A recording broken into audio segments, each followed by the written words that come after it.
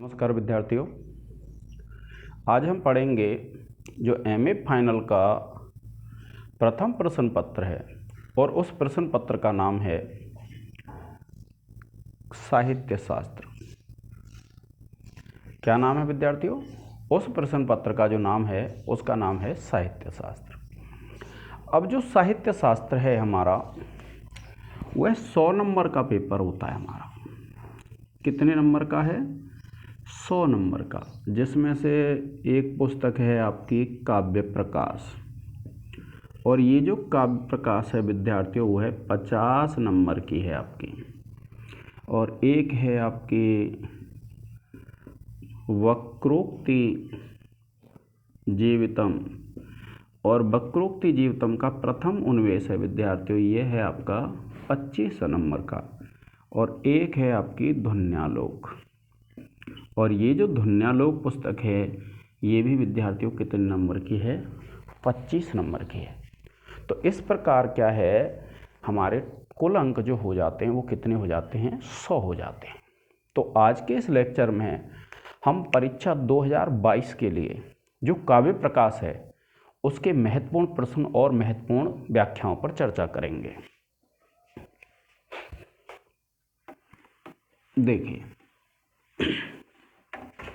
पहले तो आपको पैटर्न ध्यान रखना है कि ये जो काव्य प्रकाश है, इस काव्य प्रकाश में कितने अंक हैं? 50 हैं। तो आपको देखो 4 कारिका देगा।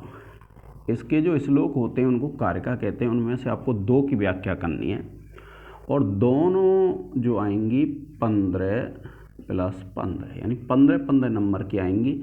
यानी हिंदी में आपको जो 2 व्याख्या करनी है वो 30 अंक की व्याख्या हो जाएगी। ठीक है। इसके बाद देखिए 2 वृत्ति देगा। वृत्ति उसको कहते हैं जो नीचे संस्कृत गद्य में लिखी रहती है उसको कहते हैं वृत्ति। ठीक है। वैसे यूँ कहते हैं सकल सूत्र सार विवरणम वृत्ति है, यानी संपूर्ण सूत्र का जो सार होता है उसको वृत्ति कहते हैं। तो वृत्ति में से आपको 1 करनी है, और ये कितने नंबर की आएगी? 10 नंबर की। और ये विद्यार्थियों संस्कृत व्याख्या है। ये क्या है? संस्कृत व्याख्या। और जो पहला है वह क्या है? हिंदी है। ये आपको हिंदी व्याख्या करनी है दोनों की। और नीचे वाले एक जो वृत्ति आएगी उसकी क्या करनी है? आपको संस्कृत व्याख्या करनी है। अब देखिए, फिर 2 प्रश्न देगा, और उन 2 प्रश्न में से आपको 1 करना है, और ये भी कितने का होगा? 10 नंबर का। और 10 नंबर का ये आपको हिंदी में करना है विद्यार्थियों। ठीक है। अब देखिए, सबसे पहले हम व्याख्याओं पे चर्चा कर लेते हैं जो कारिका आती हैं हमारी। देखिए विद्यार्थियों, एक जो महत्वपूर्ण कारिका है इसमें हमारी, देखिए एक तो आप ये पढ़ लेना, नियति कृत नियम रहिताम। ये पहली ही व्याख्या है विद्यार्थियों। और इसका जो अंतिम भाग है वह है भारती कबीर जयती। ठीक है। फिर दूसरी जो व्याख्या है वह है विद्यार्थियों काव्यम यशसे। ये यहाँ से शुरू होगी, और ये है आपकी तयोपदेश जी। इसके बहुत ज़्यादा चांस हैं आपके आने के।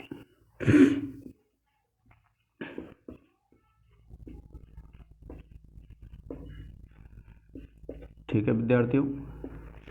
फिर उसके बाद तीसरी है विद्यार्थियों, इसके भी पूरे चांस रहेंगे। शक्तिर निपुणता, ये है, यहाँ से शुरू होती है, और हेतुस तदुद्भवे, ये इसका अंतिम भाग है। हेतुस तदुद्भवे, ठीक है। फिर उसके बाद देखिए चतुर्थ है, और चतुर्थ में आता है विद्यार्थियों तद दोषो शब्दार्थो। तद दोषो शब्दार्थो, यहाँ से लेकर के, और ये जो व्याख्या है विद्यार्थियों वो है पुनः क्वापि।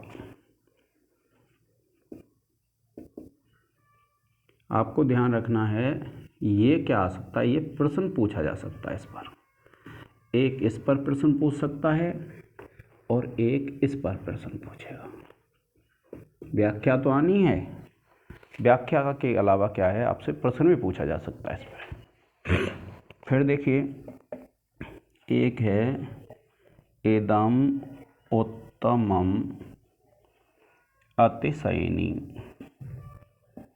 ये है यहाँ से लेकर के और फिर है कथितः तक। ये भी अत्यंत महत्वपूर्णों में है। और फिर है विद्यार्थियों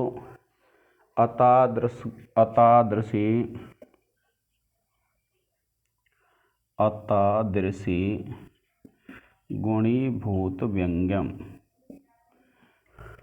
और यहाँ से मध्यम तक है। ये भी, इसके भी पूरे चांस हैं। और एक है शब्द चित्रम वाच्य चित्रम, ज़्यादा महत्वपूर्ण नहीं है लेकिन आपको पढ़ लेनी है। ये यहाँ पर विद्यार्थियों हमारा प्रथम जो उल्लास है वह समाप्त हो जाता है। इसका एक स्क्रीनशॉट ले लें।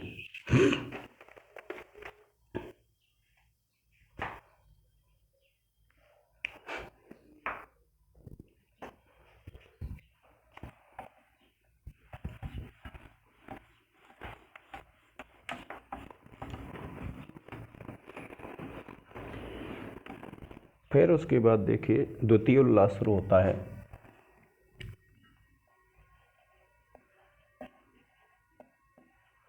द्वितीय जो उल्लास है विद्यार्थियों, उसमें देखिए पहली जो व्याख्या है वह है आपकी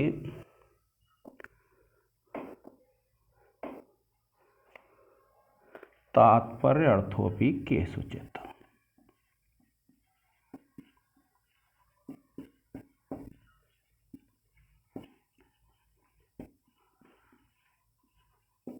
इसके बाद जो दूसरी व्याख्या है सर्वेषां प्रायसोऽर्थानां, ये है आपकी। और फिर जब आगे पढ़ते हैं आप तो साक्षात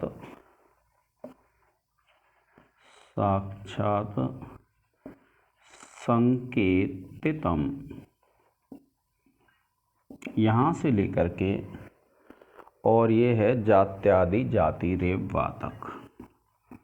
आप पढ़ेंगे तो 2-3 सूत्र रहेंगे, जाति रेव वा, ठीक है। फिर उसके बाद देखो आप पढ़ेंगे तो देखिए एक है समुख्यो अर्थः, समुख्यो अर्थः, और यहाँ से लेकर के है आपके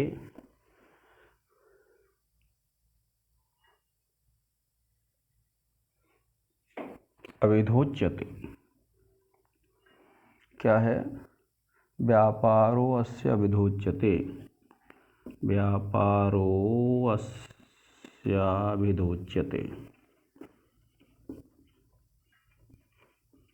ठीक है।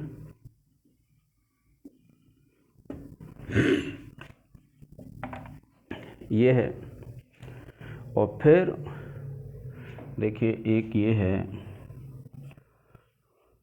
मुख्यार्थवादे, लक्षणा की है ये विद्यार्थियों, वादे तद्योगे, और यहाँ से लेकर के विद्यार्थियों जब आप पढ़ेंगे तो क्या है, लक्षणा आरोपिता क्रिया, यहाँ तक है। लक्षणारोपिता क्रिया, ठीक है, ये बहुत अच्छे चांस हैं इसके आने के। इसका एक स्क्रीनशॉट ले लें विद्यार्थियों।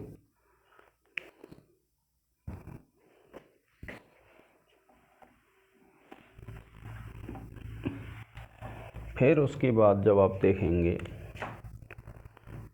छठवां, जब आप देखेंगे इसमें, तो फिर है ये स्वसिद्धये पराक्षेपः। स्वसिद्धये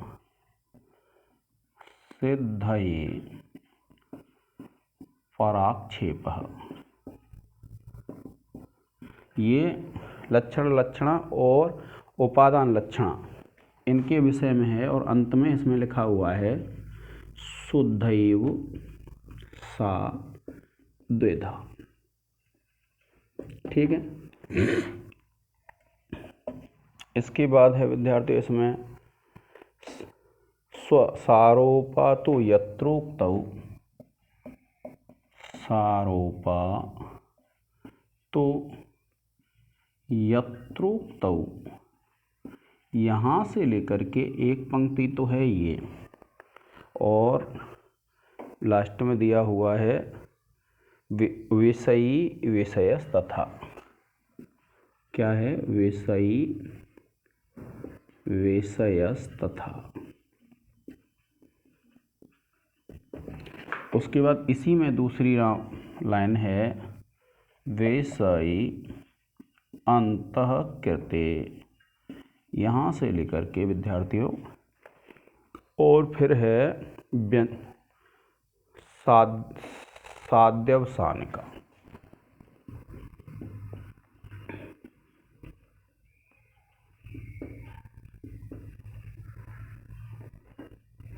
तो ये भी अच्छी है कारिका।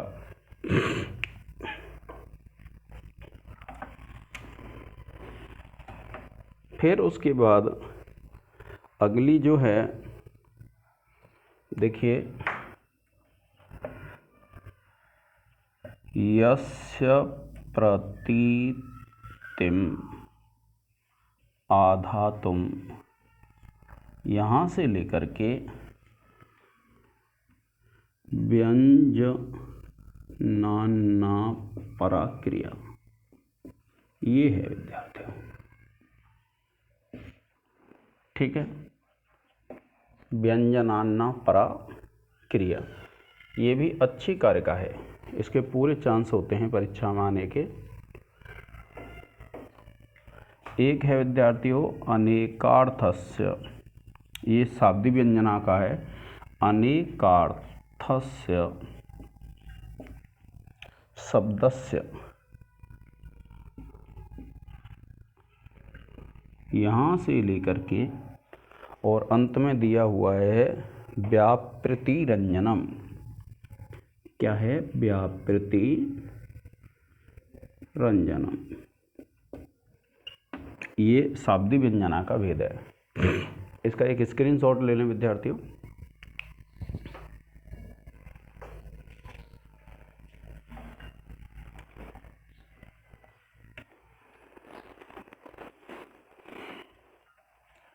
तो अब इसके बाद देखिए, जो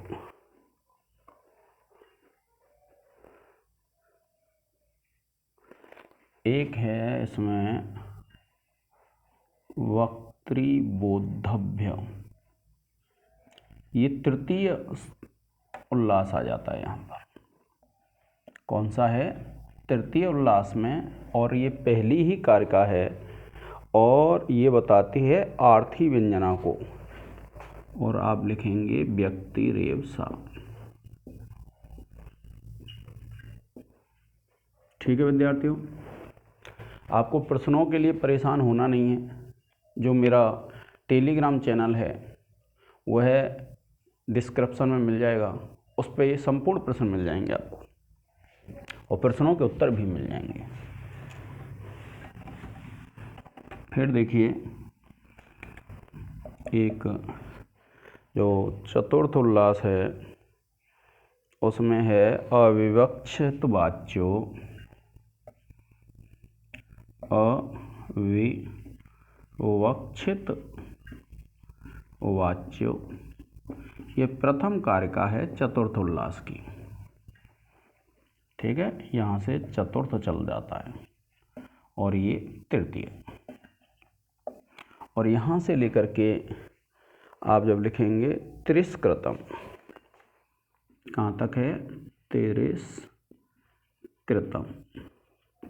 ठीक है, फिर उसके बाद 12वां, ये भी आगे अत्यंत महत्वपूर्ण है विद्यार्थियों। विवक्षितम चान्य परम,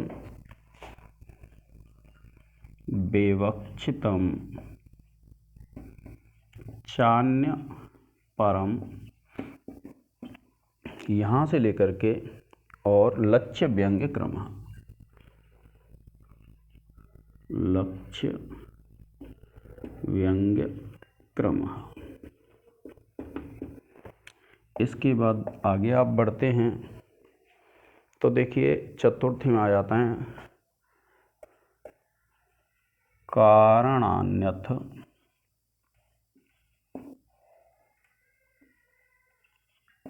कार्याणि, कारणान्यथ कार्याणि रसः स्मृतः। यहाँ तक 2 कारिकाएँ हैं इसमें, स्मृतः। और फिर आगे जब आप देखेंगे फिर आ जाते हैं विद्यार्थियों इसमें रस दोष, और ये हैं आपके सप्तम में।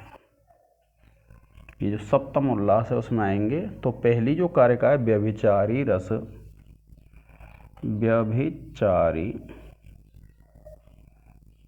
रस, यहाँ से लेकर के और जो कारिका है वो कहाँ तक है, भाव विभावयोः, भाव विभावयोः। फिर उसके बाद अगली जो कारिका है वो है प्रतिकूल विभावादि ग्रहो, कूल विभावादि ग्रहो। ठीक है, प्रतिकूल विभावादि ग्रहो विस्तृति है।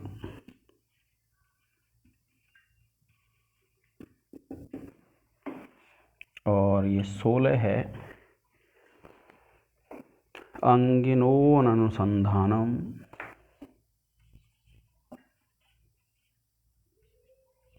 नो अनुसंधानम, यहाँ से लेकर के और ये है विद्यार्थियों आपकी स्यूरीदृशा।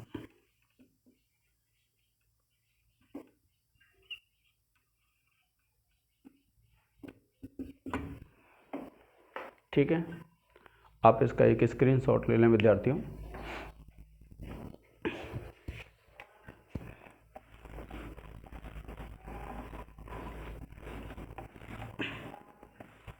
फिर उसके बाद एक उपकुर्वन्ति तं सन्तं, ये जो अष्टम उल्लास है इसमें है उपकुर्वन्ति तं सन्तं, यहाँ से लेकर के और प्रासोपमादय, प्रासोपमादय, यहाँ तक है विद्यार्थियों। तो ये हमारी क्या है, कारिका हो जाती हैं जिनकी हमको व्याख्या पढ़नी है, और जो कितने नंबर की आएंगी, जो हमारी 30 नंबर की आएंगी। अब उसके बाद क्या होता है, वृत्ति होती है। अब वृत्ति के लिए जो हमें महत्वपूर्ण पढ़ने हैं, देखिए पहले तो वृत्ति में देखिए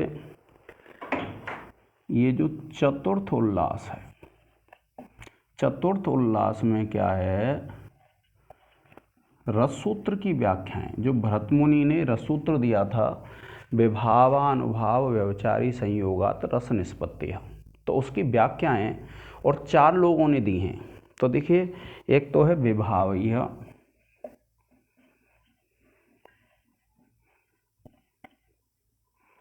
विभावयः ललना उद्यान, ललना ललनोद्यानादि भी। यहाँ से लेकर के, और ये जो व्याख्या है वो है भट्ट लोल्लट प्रभृतयः, भट्ट लोल्लट प्रभृतयः।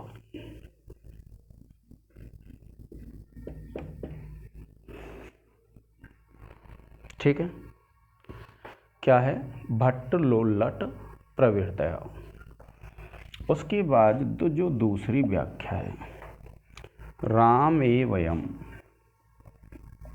कौन सी है? राम एवायम, और यहाँ से लेकर के और अंतिम है इसमें श्री शंकुकः रस इति श्री शंकुकः।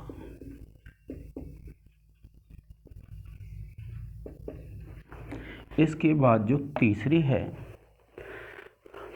है विद्यार्थियों, न ताटस्थेन, न ताटस्थेन, यहाँ से लेकर के और फिर अंत में लिखा हुआ है इति भट्ट नायकः, इति भट्ट नायकः।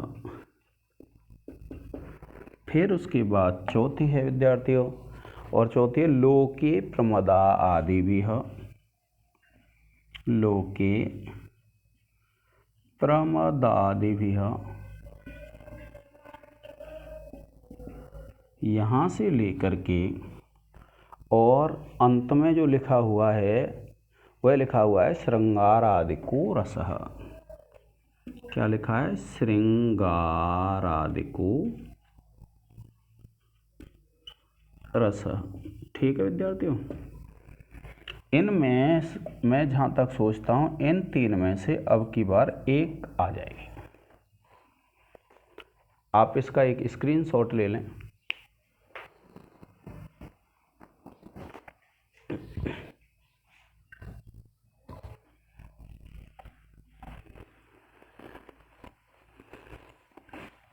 फिर देखिए कुछ अन्य और हैं जिसमें आप देखेंगे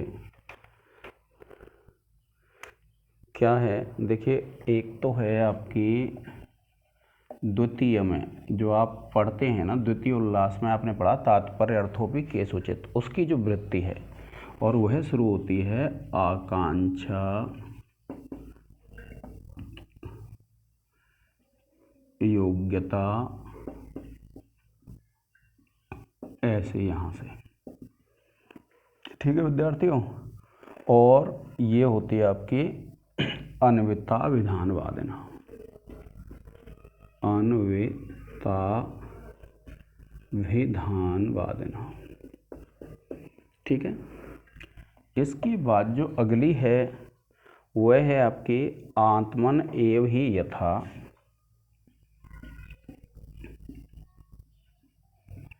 एव ही यथा। यहाँ से लेकर के आप ढूंढ लेंगे, वृत्तियों में मिल जाएगी ये। तो ये यहाँ से लेकर के बंध्या व्यवहरंती, अंत में क्या लिखा हुआ है? बंध्या व्यवहरंती,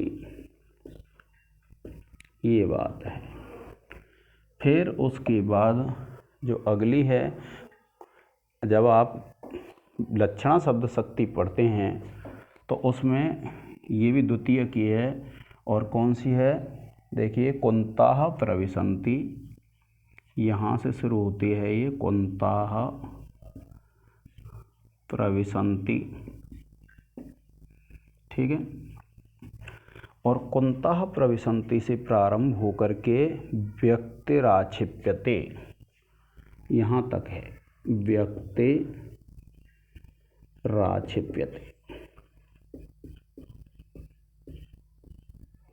फिर उसके बाद देखिए आठवीं है इदम इति काव्यम। ये प्रथम उसमें मिलेगी आपको, और कहाँ मिलेगी? जब आपने पढ़ा है इदम उत्तमम अतिशयनी व्यंग्य वाच्या ध्वनिर्बुदय कथिता, उसकी वृत्ति है ये। तो इदम इति काव्यम, यहाँ से लेकर के विद्यार्थियों, और ये आपकी चलेगी शब्दार्थ युगलस्य तक। कहाँ तक? शब्दार्थ युगलस्य। इसके बाद विद्यार्थियों अगली जो व्याख्या है वह है, ये भी द्वितीय से है। जब आप संकेतित अर्थ पढ़ते हैं, साक्षात संकेतितम यो अर्थम अविदत्ते सब वाचक है, उसके बाद मिल जाती है।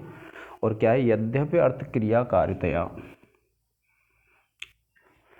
जो सूत्र पढ़ाया आपने संकेतितस् चतुर्भेदो जात्यादि जातिरेवा, उसके बाद मिलेगी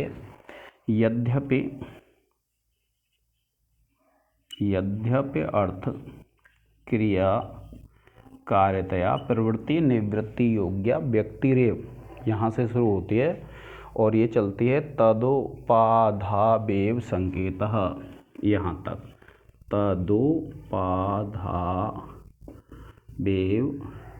संकेतः, यहाँ तक है विद्यार्थियों ये। ठीक है। अब इसके बाद जब आप चतुर्थ में अभिनव गुप्त को पढ़ते हैं, जो अंतिम था, उसमें है स च न कार्य, यहाँ से लेकर के स च न कार्य, यहाँ से लेकर के, और ये आपको पढ़ना है चरवणीय, यहाँ तक। यानी जो रस की अलौकिकता वाला टॉपिक है, रस की अलौकिकता का वर्णन किसने किया है? अभिनव गुप्त ने किया है।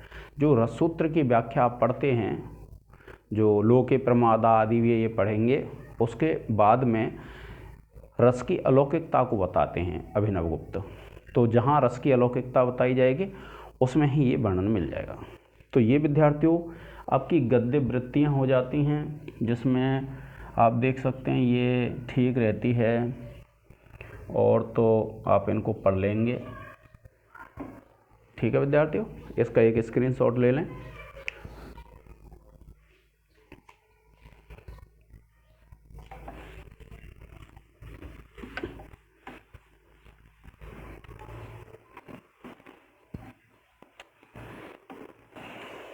अब देखिए प्रश्नों की बात आती है कि जो हमारा पाठ्यक्रम है उसमें कौन कौन से प्रश्न ऐसे हैं जो बनते हैं। जो काव्य प्रकाश है 50 नंबर के विद्यार्थियों, और कुछ सुनने में ऐसा आ रहा है कि 50 नंबर का ही पेपर होगा, तो इससे सुनहरा मौका आपको नहीं मिलेगा। केवल एक ही पुस्तक ऐसी है हमारी जो 50 नंबर को पूरा कर देती है। अब देखिए पहला जो प्रश्न होता है हमारा, वह होता है काव्य के प्रयोजन। आप लिखेंगे मम्मट के अनुसार काव्य प्रयोजन बताइए। ठीक है, तो ये प्रश्न आपको जहाँ तक सोचता हूँ मैं इस वर्ष आ जाना चाहिए। मम्मट के जो काव्य प्रयोजन हैं, एक जो आता है ये भी ठीक है, आप लिखेंगे मम्मट के अनुसार काव्य हेतु।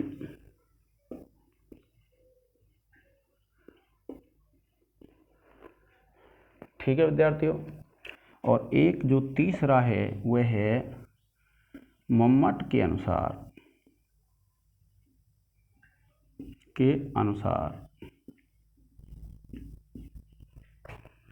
शब्द शक्ति। अब शब्द शक्ति में क्या है, तीनों को अगर पूछ ले तो आपको संक्षिप्त लिखना है, और अगर अलग अलग पूछे तो आपको विस्तार से लिख देना है। अभिधा, लक्षण और व्यंजन। ठीक है, का वर्णन करो। अब आपको ये ध्यान रखना है, इसमें जो ज़्यादा चांस रहेंगे वो व्यंजना के रहेंगे, बाकी ये प्रश्न अत्यंत महत्वपूर्ण है। ठीक है विद्यार्थियों, मुझे जो जहाँ तक उम्मीद है, और एक होता है मम्मट का रस सिद्धांत।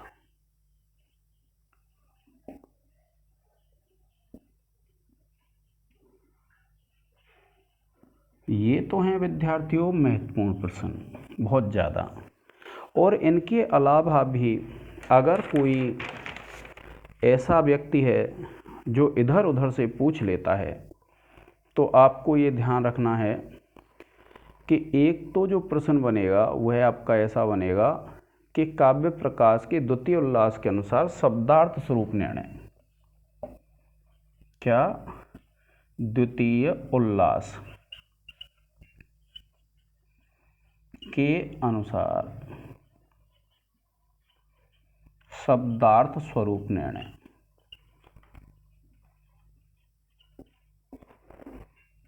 ठीक है, ये आपको समझाना है।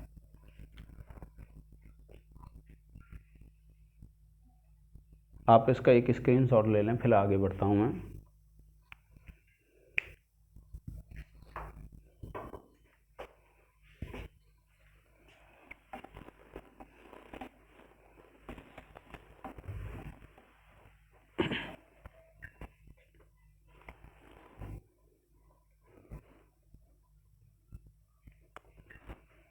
फिर है एक प्रश्न, काव्य प्रकाश के चतुर्थ उल्लास के अनुसार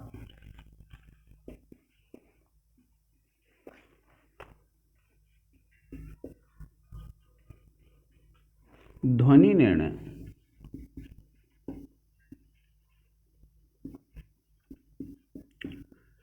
ये भी प्रश्न ठीक ठाक है विद्यार्थियों।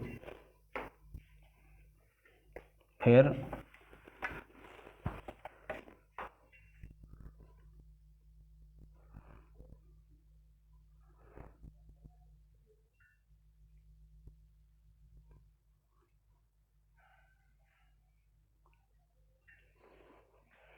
एक जो प्रश्न है, आचार्य मम्मट का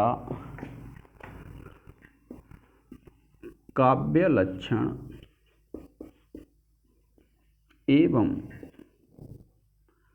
काव्य के भेद।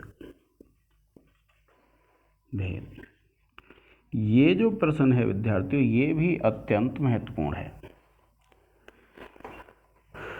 ठीक है, फिर एक प्रश्न है आपका, मम्मट के अनुसार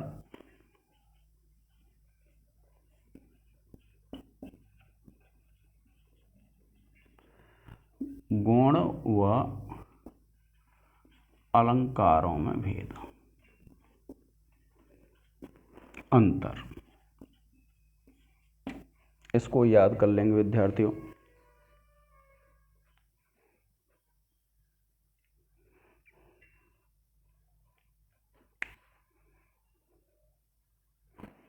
एक प्रश्न बन जाता है इसमें,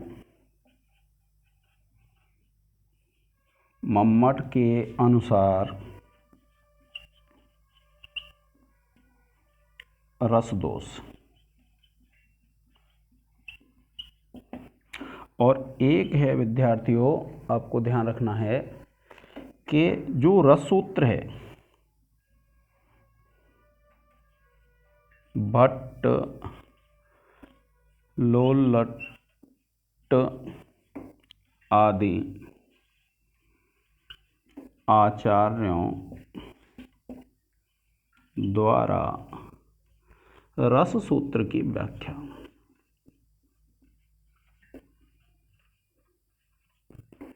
तो ये भी ठीक है विद्यार्थियों। अब देखिए, आपको ये ध्यान रखना है कौन से प्रश्न महत्वपूर्ण हो सकते हैं। देखिए, सबसे पहले तो जो महत्वपूर्ण हो सकता है हमारा क्वेश्चन, वो हो सकता है जो आचार्य मम्मट ने काव्य लक्षण दिया है और जो काव्य के भेद बताए हैं। यह अत्यंत महत्वपूर्ण प्रश्न है। इसके बाद आचार्य मम्मट के जो काव्य हेतु हैं, शक्ति, निपुणता और अभ्यास, जो ये वाला प्रश्न भी बहुत महत्वपूर्ण है। इसके बाद आप पढ़ेंगे जो दूसरा उल्लास है, उसमें जो शब्द शक्ति हैं, और शब्द शक्ति, अभिधा, लक्षणा और व्यंजना। इसमें व्यंजना बहुत महत्वपूर्ण है। तो एक तो काव्य का स्वरूप और भेद, एक व्यंजना, और इसके बाद आप पढ़ते हैं तो जो चार आचार्य हैं हमारे, कौन से भट्ट लोल्लट, श्री शंकुक, भट्ट नायक और अभिनवगुप्त, इन्होंने जो रससूत्र की व्याख्या की है वह भी बहुत महत्वपूर्ण प्रश्न है।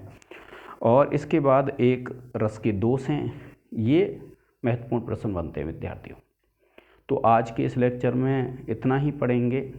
अब व्याख्या कैसे करनी है ये वीडियो में बाद में बनाऊंगा कि कैसे करें इनकी व्याख्या, तो उसके लिए अलग से वीडियो बनाऊंगा। ये महत्वपूर्ण है विद्यार्थियों। जो आपके पास पढ़ने के लिए सामग्री है उसमें से इनको तैयार कर लें।